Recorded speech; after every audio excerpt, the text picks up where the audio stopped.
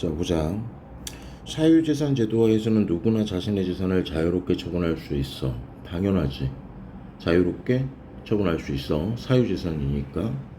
그러나 기부와 같이 어떤 재산이 대가 없이 넘어가는 무상처분 행위가 행해졌을 때는 그 당사자인 무상처분자와 무상취득자의 의사와 무관하게 그 결과가 번복될 수 있다고.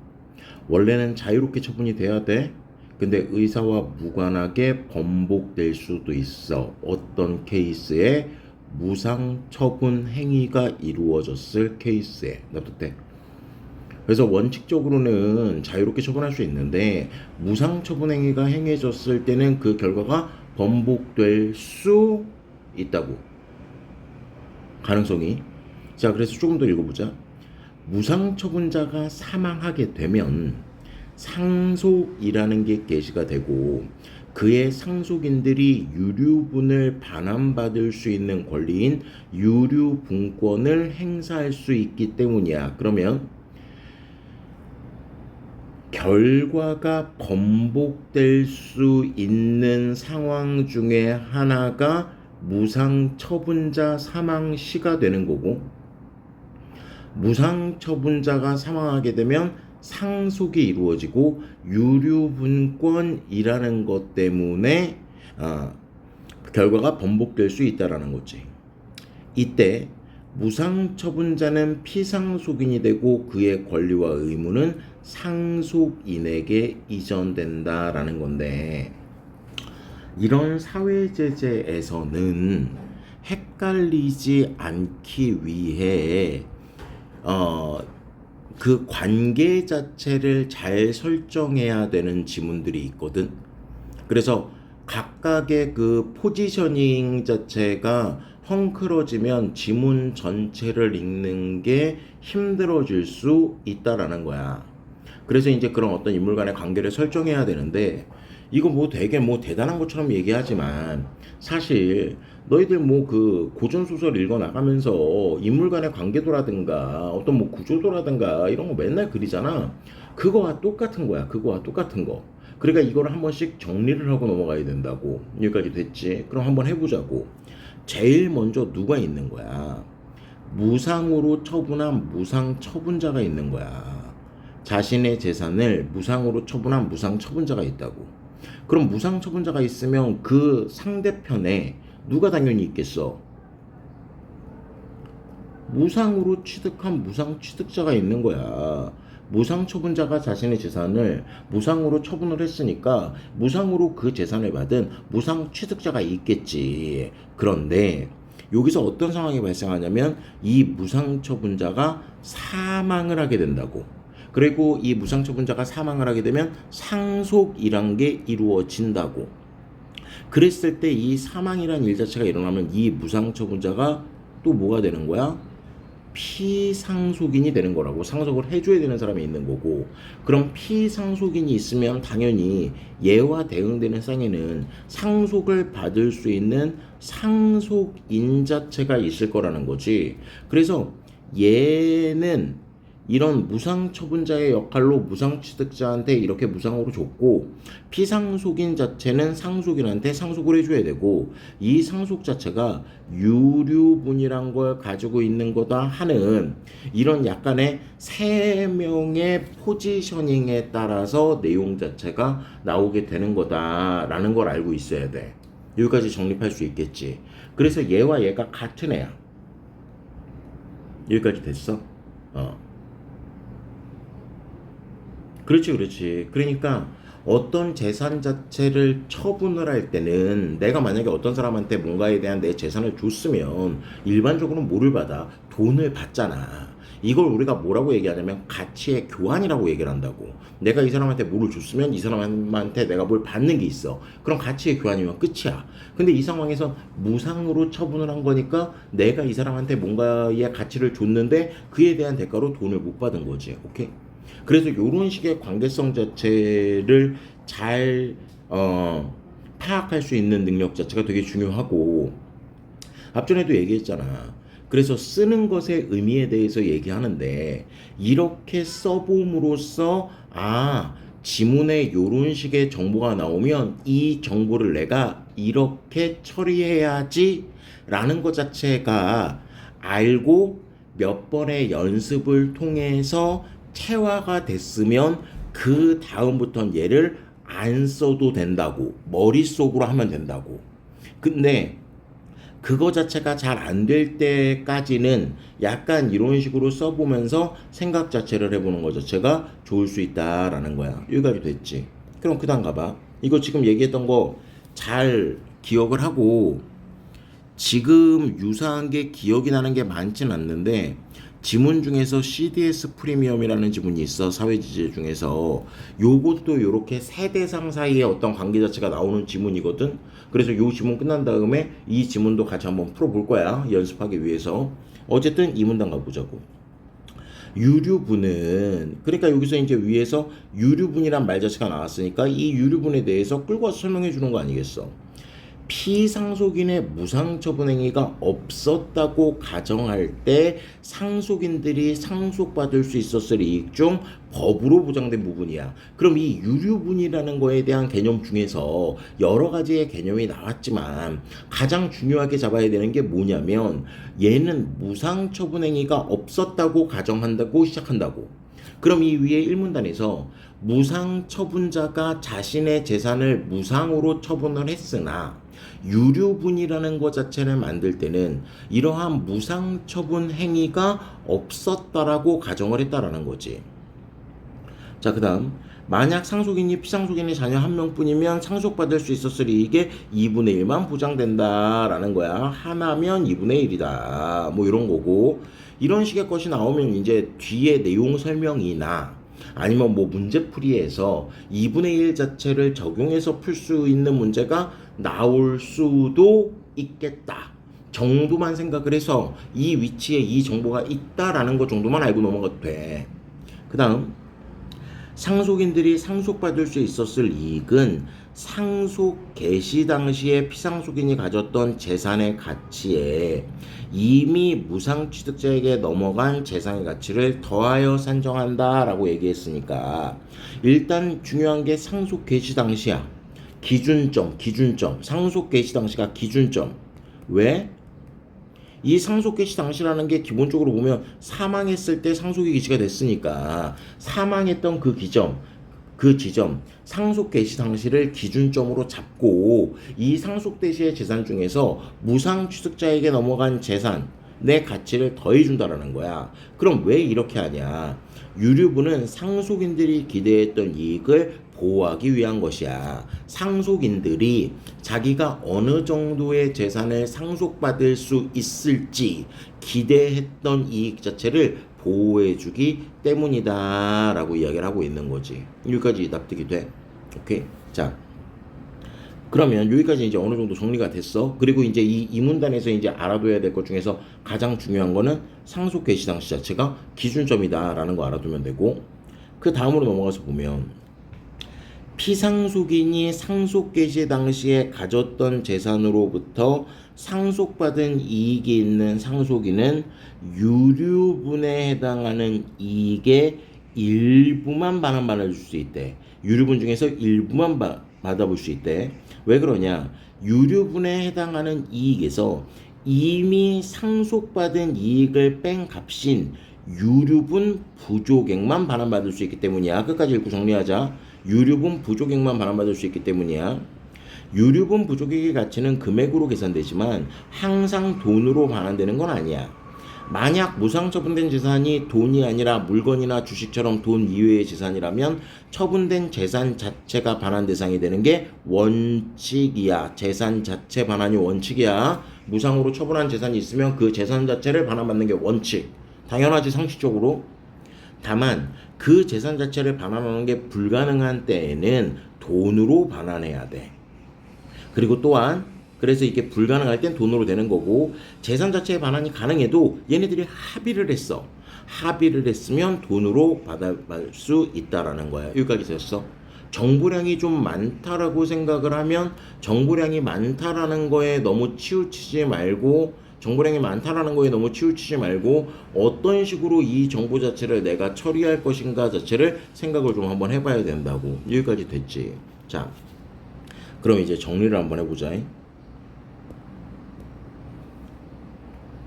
자, 이것도 마찬가지. 여기까지 쭉 읽었으면 여기까지의 내용 자체가 내 머릿속에 어떤 식으로 정리가 돼 있는지 자체에 대해서 한번 생각을 해보는 거야. 자, 최대한 머릿속에 있는 생각 자체를 끄집어낸다라고 생각을 하면서 해야지 돼. 완전하지 않아도 돼. 어차피 오픈북 테스트라고 얘기했어.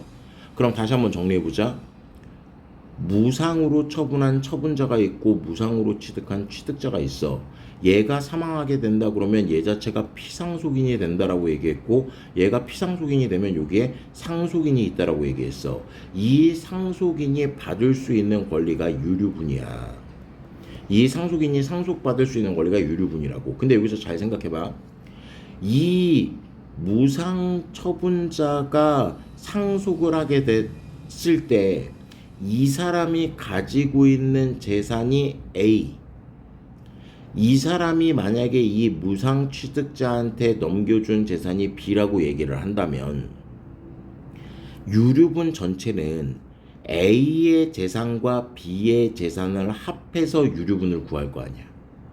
그럼 이 유류분 중에서 이 피상속인이 가지고 있는 A의 재산은 얘가 받았을 거 아니야. 그러니까 유류분 중에 일부는 얘가 가지고 있었던 건 당연히 법적인 절차에 따라서 A의 재산과 관련된 유류분은 얘가 받았을 거 아니야. 그러면 여기서 더해야 되는 건 무상으로 처분한 B의 재산과 관련된 가치니까 유류분 전체를 받는 게 아니라 유류분의 일부만 받게 된다고. 왜? 얘네들을 더한 게 유류분 전체인데 이 중에서 A와 관련된 유류분은 이미 받았잖아.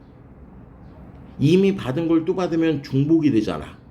그러니까 이 자신의 유류분 중에서 이미 받은 A 자체를 빼고 남은 부분, 일부, 즉 부족한 부분만을 받아야 유류분권이 제대로 성립이 된다는 거야. 그리고 이걸 받았을 때 당연히 원칙적으로 준 게 물건이면 물건을 받는 게 원칙인데 그 어떤 재산 자체를 처분할 수가 없으면 돈으로 받아도 되고, 재산을 처분할 수 있어도 당사자 간의 합의 자체가 이루어지면 유류분을 가지고 있는 이 유류분권자와 무상취득자 사이에 합의가 이루어지면 돈으로 받아낼 수 있다고. 개념 이해됐어? 그래서 약간 자신의 머릿속에 있는 생각들 자체에 대해서 뭐 이렇게 막 지금 봐도 쌤도 지금 되게 뭐 이쁘게 쓰거나 그런 게 아니잖아. 그냥 내 머릿속에 있는 생각 자체를 끄적끄적 해 나가면서 내 정보 처리가 어떻게 돼 있는지 자체를 보고 있는 거라고. 여기까지 납득됐지? 오케이. 그래서 계속 업그레이드 해야 돼. 업그레이드 해 나가야 돼. 자, 그 다음에 보자고. 무상 처분된 재산이 물건이라면 유류분 반환은 어떤 형태로 이루어질까?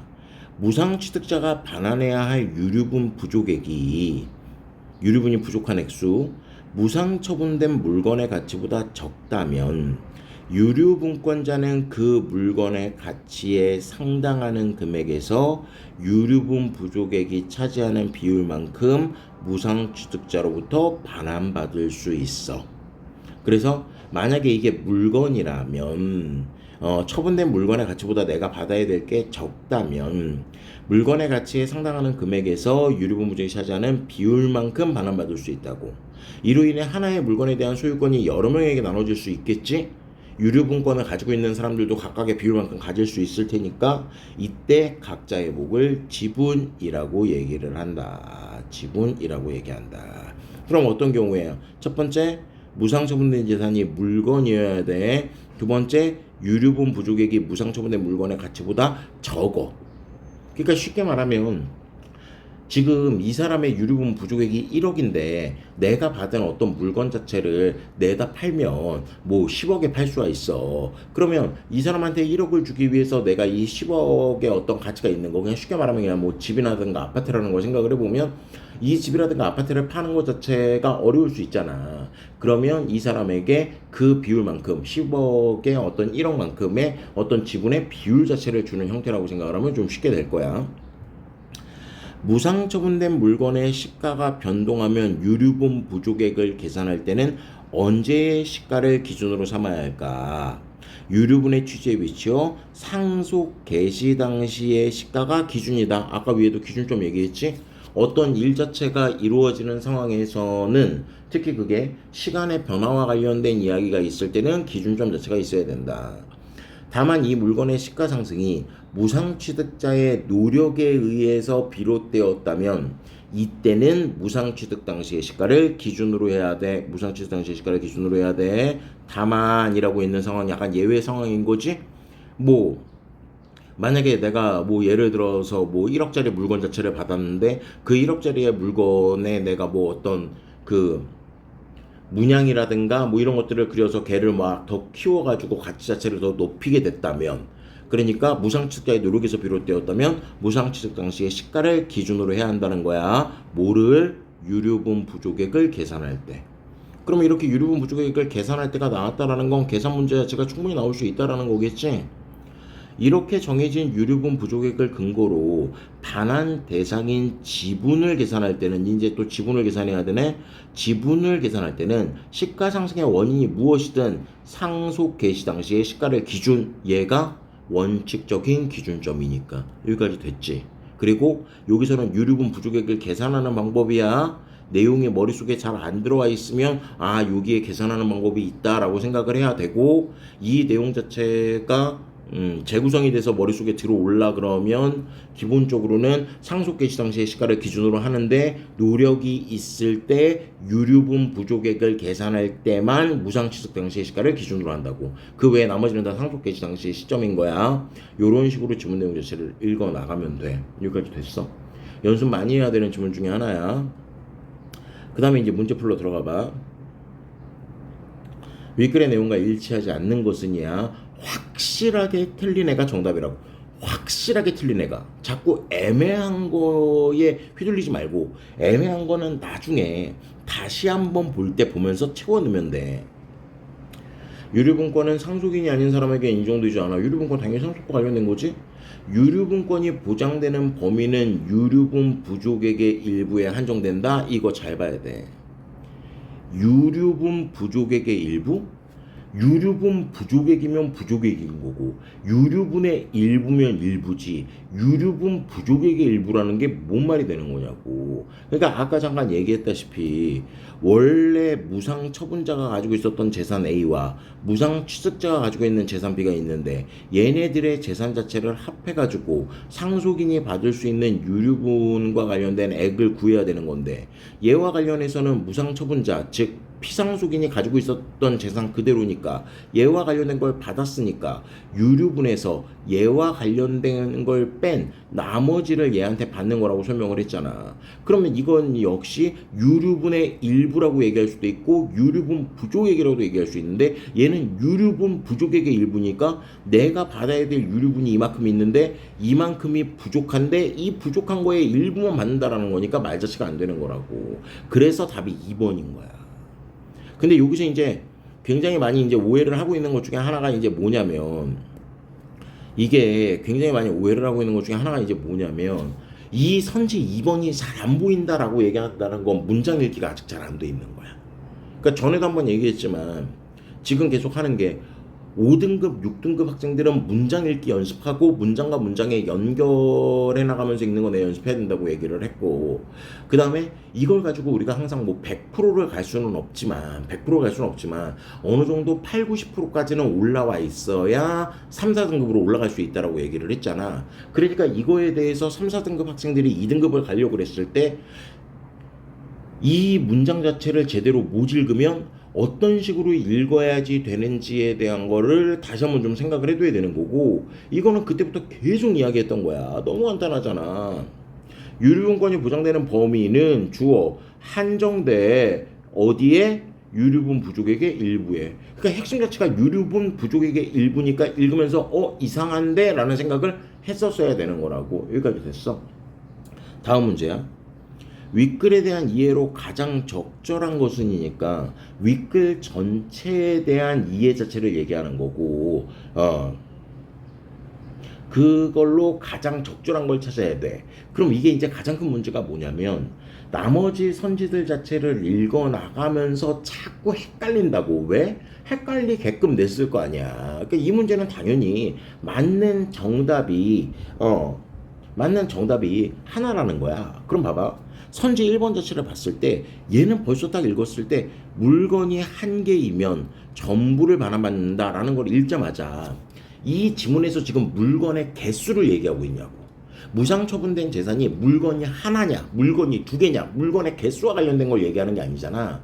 유류분에 해당하는 금액을 구하고 그 중에서 미리 상속받은 금액은 제외한 유류분 부족액을 받아야 한다라는 걸 얘기하는 거지. 물건 하나인지, 물건 두 개인지, 물건 전부를 받는지. 그러니까 약간 어때? 비슷해 보이지만 핀트 자체를 어긋난다라고 판단을 해야 된다고. 그 다음에 무상처분된 물건이 반환되는 경우 유류분 부족액이 커. 그럼 무상취득자의 지분이 더 커져? 무상취득자의 지분이 더 커지는 게 아니라 상속인의 지분이 더 커지겠지. 유류분 부족액이 크면 유류분 부족액은 상속인이잖아. 상속인이 부족한 내용이 크니까 상속인이 받을 내용 자체가 더 클 수 있는 거지. 됐어? 무상취득자가 무상취득한 물건을 반환할 수 없게 되면 유류분 부족액을 지분으로 반환해야 된다라고 얘기하고 있는데 무상취득한 물건을 반환할 수 없게 된다 그래서 지분으로 반환해야 되는 게 아니잖아. 일단 첫 번째는 물건인 거고 그 물건의 가치가 유류분 부족액보다 클 경우를 이야기하고 있는 거지. 자, 다음 선지. 유류분권자가 유류분 부족액을 물건 대신 돈으로 반환하라고 요구하더라도 무상취득자는 무상취득한 물건으로 반환할 수 있다라는 거잖아. 그러니까 물건으로 반환받는 게 원칙이야. 물건으로 반환받는 게 원칙이야. 그러니까 유류분권자의 요구 때문에 바뀌는 건 아니야. 물건을 취득할 수 없는 경우가 있을 수 있고 그 다음에 합의와 관련해서 될 수 있는 거지. 유류분권자가 요구한다 그래서 이 요구를 들어줘야 되는 건 아니잖아. 그러니까 물건으로 반환할 수 있어. 그래서 얘가 가장 중요한 거야. 그리고 지문에 있는 내용 자체에 대해서 보면 뭐 요것과 관련된 내용들 자체가 근거가 될 수 있겠는데 어찌됐든 계속 이야기를 하지만 왔다 갔다 하기 전에 문제풀이를 할 때는 문제 푸는 것 자체에만 좀 집중을 하자고. 12번 문제. 윗글을 통해 할 수 있는 기억의 이유로 가장 적절한 것은 이라 그랬으니까 기억의 이유 자체를 먼저 알고 선지로 들어가야 되지 선지를 먼저 보고 들어가면 안 된다고. 그러니까 이 기억의 이유 자체를 알기 위해서 기억을 가야 돼. 이 기억 자체는 기준점을 얘기해주는 문제로서 상속 개시 당시의 시가를 기준으로 해야 하는데 왜 그러냐. 유류분의 취지 때문에 그래. 유류분의 취지 때문에 이게 원인이야. 상속 개시 당시의 시가를 기준으로 해야 한다고. 그럼 머릿속에 유류분의 취지가 떠올랐으면 베스트야. 아, 유류분은 이런 취지야 라는 게 떠올랐으면 베스트라고. 근데 그게 떠오르지 않았으면 빠르게 지문으로 올라가서 다시 한번 확인을 해봐야 돼. 그럼 이 유류분이라는 건 뭐냐. 여기서 나오는 게 유류분이잖아. 무상처분행위가 없었다고 가정하는 게 유류분의 취지야. 무상처분행위가 없었다고 가정하는 게 유류분의 취지라고. 여기서 한 단계 더. 유류분은 왜 무상처분행위가 없었다고 해야 돼? 라고 얘기한다면 상속인들의 기대이익을 보호하기 위한 거야. 상속인들의 기대이익을 보호하기 위한 거. 결국 기억의 이유 자체는 뭐냐면 무상처분행위가 없었다고 가정해야 된다라는 거야. 그래서 자유롭게 처분한 재산의 일부여야 된다. 유류분은 피상속인의 재산을 무상처분하지 않은 것으로 가정하여 산정한다. 라는 게 정답이 되는 거야. 자, 어떤 식으로 풀어야 되는 줄 알겠죠? 헷갈렸던 건 조금 이따 얘기하고 13번까지 풀고 나서 질문 받아줄게. 자, 13번 보면 보기를 이해한 내용으로 적절하지 않은 것은이야. 자, 그럼 보기를 읽어보자고. 갑의 지산으로는 A 물건과 B 물건이 있었어. 그 외에 재산이나 채무는 없어. 갑은 을에게 A 물건을 무상으로 넘겨주었고 그로부터 6개월 후 사망했어. 갑의 상속인으로는 갑의 자녀인 병만 있다라고 얘기하고 있지. 갑의 자녀인 병만 있으니까 이렇게 병만 있을 때는 아까도 얘기했지만 2분의 1이었고 A 물건의 시가는 을이 A 물건 소유하게 되었을 때는 300, 갑이 사망했을 때는 700이다 라고 이야기를 하고 있으니까 이 갑이 사망했을 때가 원칙인 거네. 갑이 사망했을 때가 기준점. 상속 개시 당시니까 을에게 유류분권을 행수했고 비물건의 시가는 유류분 반환을 요구했을 때까지 100으로 동일하다라는 거야. 그지? 자, 그러면 일단 이거 자체를 어떻게 가야 되냐. 지금 여기에 이제 갑이 있고 지금 여기에 이제 을이 있는 상황이고 갑이 가지고 있는 거는 이제 B고 갑이 가지고 있는 건 이제 B고 그다음에 이제 을 자체한테 무상으로 준 거 자체가 이제 A야. 그랬을 때 A 물건 소유하게 되었을 때는 300, 이건 노력으로 가치가 올라갔을 때 상속개시 당대에는 700이었고 얘는 100이야. 그럼 기본적으로는 먼저 뭘 생각을 해야 되는 거냐면 먼저 생각을 해볼 수 있는 게 얘의 유류분을 먼저 구해야 돼. 얘의 유류분을 먼저 구하면 얘와 얘 자체 100 더하기 700 여기에 곱하기 2분의 1이니까 400이 되겠지? 여기서 100을 뺐으니까 300이 될 거고 그 다음에 예외적인 상황 을의 노력으로 가치 자체가 올랐을 때라고 얘기를 한다면 100 더하기 300으로 계산을 해야 되겠지? 여기에 똑같이 곱하기 2분의 1 하면 200 근데 받은 게 B니까 100 그러니까 이게 100 이런 식으로 된다라는 거야. 그러니까 나왔던 그 계산과 관련된 틀 자체를 그대로 이제 어느 정도 한 번씩 이렇게 생각을 해서 이렇게 계산하면 되겠구나 라는 내용 자체가 나오면 된다라는 거지. 그런 상황에서 이제 선주 보면 A 물건의 시가상승에 을의 노력과 무관한 유류분 부족액은 300이다. 300 맞고 A 물건의 시가상승에 을의 노력과 무관한 경우 유류분 반환 대상은 A 물건의 7분의 3 지분이다. 지분은 얘를 기준으로 하는 거지.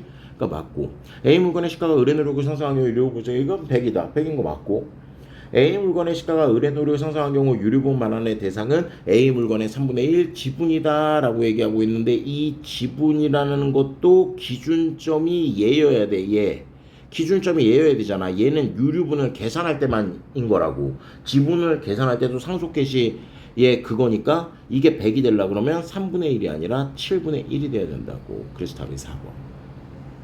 어떤 식으로 해결해야 되는지 알겠지. 그래서 이렇게 깊이 있게 한번 좀 들어간 다음에 한 세트 다 풀고 채점 빠르게 마무리하고 그 다음에 다시 한번 읽어나가면서 실전에서 내가 어떤 전략을 취할지를 생각을 해보는 게 도움이 된다라는 얘기야.